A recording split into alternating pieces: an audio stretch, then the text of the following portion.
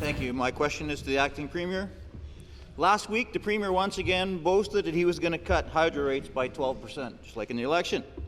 But this government has had the better part of 2 years to provide Ontarians with relief from sky-high hydro bills. And you know what's happened since they've been elected? They have gone up. Yep. The one thing the Premier has done, he borrowed another $5.6 billion to add on to the $40 billion failed Liberal hydro scheme to artificially subsidize and lower people's rates. Mr. Speaker, why is the government continuing to maintain failed Liberal policies when it comes to our hydro system?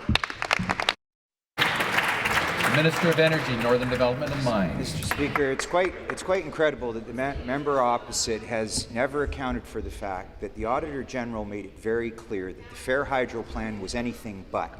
In fact, it was time, Mr. Speaker, to move swiftly to dismantle the Fair Hydro Plan and to let the people of Ontario know exactly how much their bill would be and how much the rebate or subsidy, Mr. Speaker, was coming from the tax base. Mr. Speaker, that's exactly what we have done. We followed the Auditor General's reports, Mr. Speaker.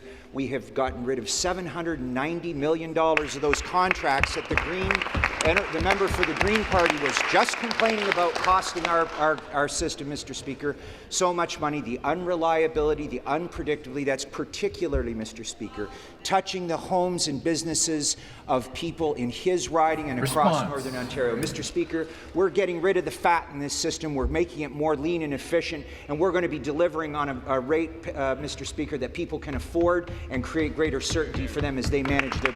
Thank you. A supplementary question. Thank you. This government, as the Minister just said, is often critical of the previous Liberal government when it comes to hydro. But they've kept the same disastrous policies. They continue to borrow money on the Liberal Fair Hydro Plan, another $5.6 billion. But this isn't the first time we've seen this, Speaker. The government also supported the Liberals when they sold off Hydro One. They were in full support. And actually, truth be told, Speaker, Order. The Progressive Conservatives are the ones that started the process. The Liberals actually copied them. The Liberals, the Conservatives, started selling Hydro One. Order. Enough is enough.